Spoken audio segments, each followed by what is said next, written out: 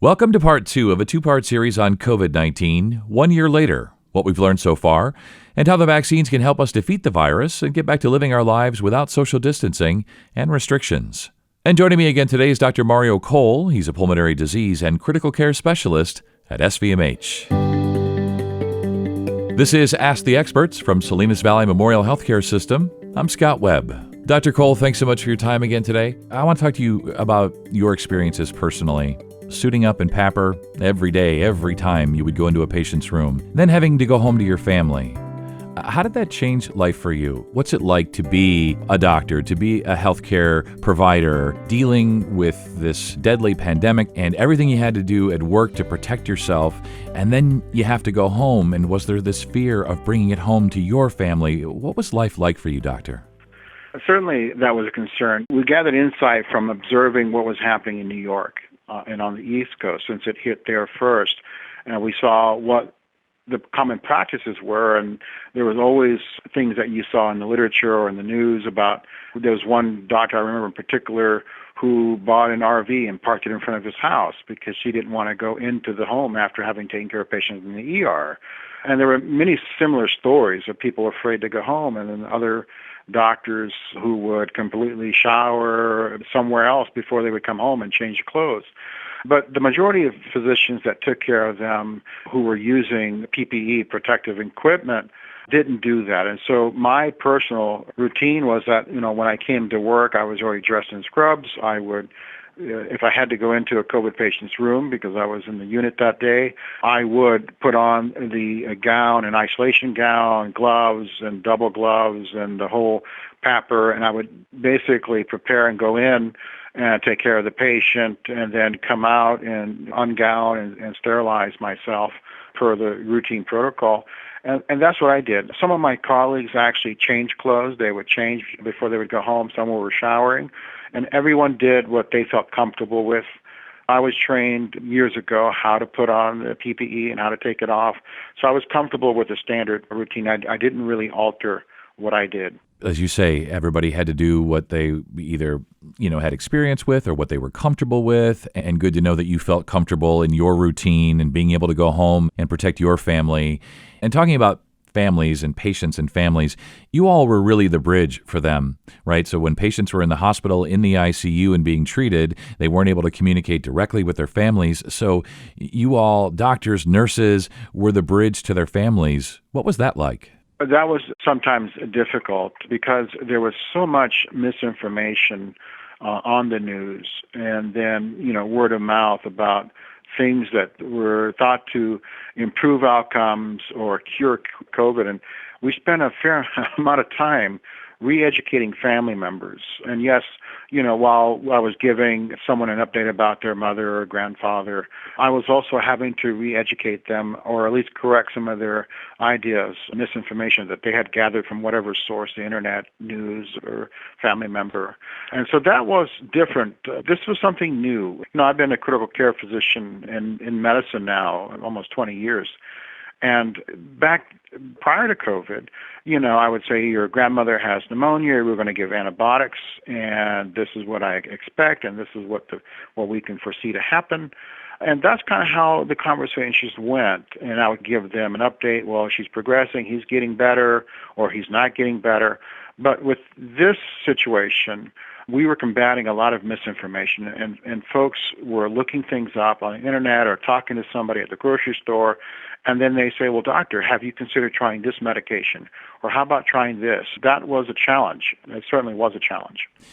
I'm sure that it was. A lot of backseat doctors, if you will, as you say, so much misinformation out there. There still is. And it's really challenging, because all we want is for this to go away and to get back to our lives and to take these masks off, right? And so everybody's, for the most part, trying to do the right thing. They just seem to be maybe coming at it in different ways, different angles. And that's correct. And I'm sure that you've learned so much as you already knew a year ago about medicine and everything else. I'm sure that you've learned so much about COVID-19. So let's talk about it. How does it attack the body? Treatments, proning, medications. What have you learned in the last year?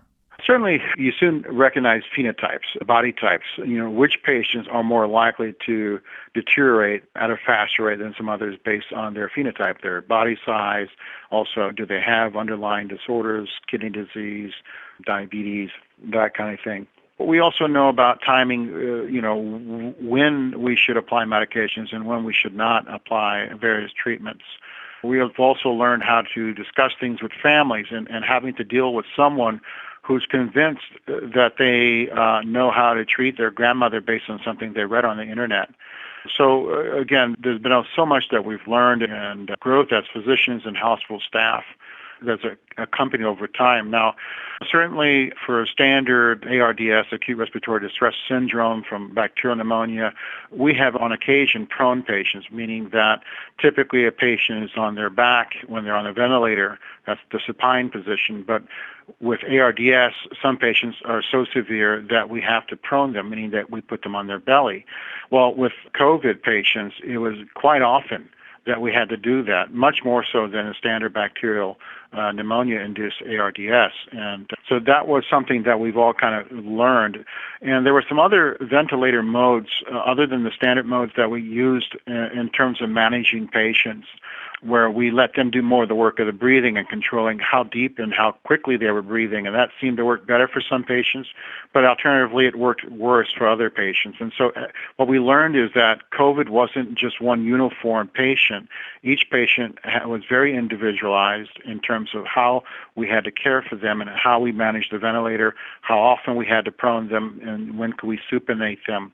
That's something that we actually had to learn. And I'm sure that was incredibly difficult, knowing that every single patient who came through, or the patients that ended up in the ICU, that each one of them would have to be taken on a case-by-case basis and perhaps treated completely differently for the same deadly virus. That's got to be really difficult. Right.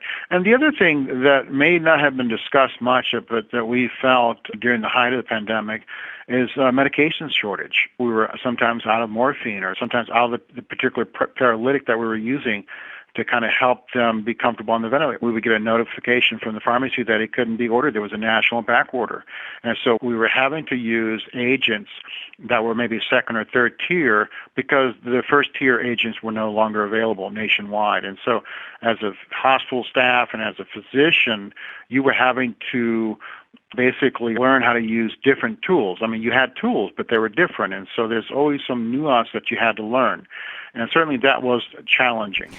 Yeah, and like a great jazz musician, I'm sure that you all learn to improvise. I keep thinking to myself that on the other side of this, maybe there will be some silver linings, and maybe in this case, the fact that the entire healthcare system, all roughly 20,000 of you, have had to improvise and adapt and pivot and work together more so than ever before. Do you believe in silver linings, Doctor? I do, and certainly I think this has made us all more aware that we're all related to each other and that we are all kind of responsible for each other's health. Certainly people are a lot more aware of their surroundings, Certainly I'll just give you a quick story. My wife and I were shopping at Costco, and she started choking on some chewing gum, and it was amazing how quickly there was a wide circle clearance around us as people backed away. And she recovered, but everyone in this age of COVID made the assumption that she had COVID and no one wanted to get affected, so everyone backed away. And it was just amazing how everyone is very aware now of everyone else. And even now, going up and down the aisle at the grocery store, people are a lot more aware of their space and between each other. We took a trip to Japan a few years ago, and when we were riding the trains, I was amazed that I didn't really hear anybody coughing or sneezing. And occasionally you would see someone in a surgical mask. And I would ask my wife, why are they in a surgical mask? And she would say, well, that was somebody, who's wearing a mask to protect everyone else. And people don't do that here. And maybe that's something that could be adopted, that if you understand that you're sick and potentially are infectious, that maybe you wear a mask or maybe you stay home. I think we've all kind of become more aware of our responsibility to each other to protect ourselves. I think you're so right. And about your wife, I'm glad she's okay. Glad there was a doctor in the house, if you know what I mean. And I hope you're right. I really hope that if this has taught us anything, it is that we are all really responsible, not only to ourselves, but each other. And I hope that is Yes. one of the many silver linings that comes out of this. I want to talk about those patients who were lucky enough to recover and go home. Have you been tracking them? How are they doing health-wise? What do we know about the long-term health effects right now? So we're still discovering some, and certainly we're only a year out. I'm sure 5 years from now we'll still see some sequela. But typically, most people recover within about 3 months, has been my experience. I still have some people on supplemental oxygen 7 or 8 months post-discharge from the hospital. The other thing that doesn't get discussed often is the neurological sequela. I've had patients who have been discharged who are still confused 4 to 6 weeks later. When their respiratory status, their lungs have recovered, they don't have any shortness of breath, they're not coughing, but they're still, quote-unquote, foggy, and they're having difficulty managing their normal checkbook, their finances, because we understand now that it can cause neurological issues. So let's talk about the vaccine. You got that first shipment of Pfizer in December, then there was a shipment of Moderna that followed, and all the frontline workers got vaccinated. So what was that like for you to get the vaccine? What did it mean to you? It's major. It's a big deal, and I'm sure it was a big deal for all of you, right? And certainly it was. As a pulmonary critical care physician, just like ER physicians and others, we were the ones when the patient was going down and needed to be intubated and placed on life support, we were the ones performing that.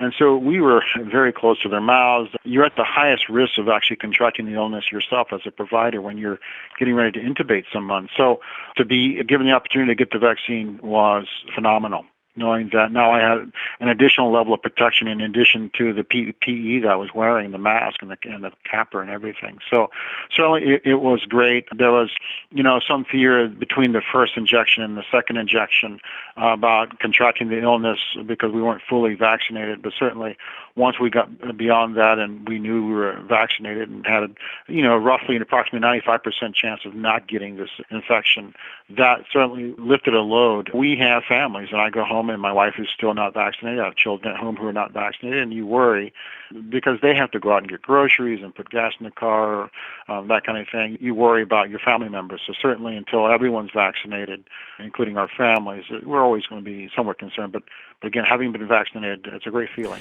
I'm sure it is, and it was so gratifying to know that those of you on the front line, the real frontline workers, were getting vaccinated and being able to do your jobs with a whole lot less fear. But as you say, you still have families, right, that you have to go home to, and they haven't been vaccinated yet.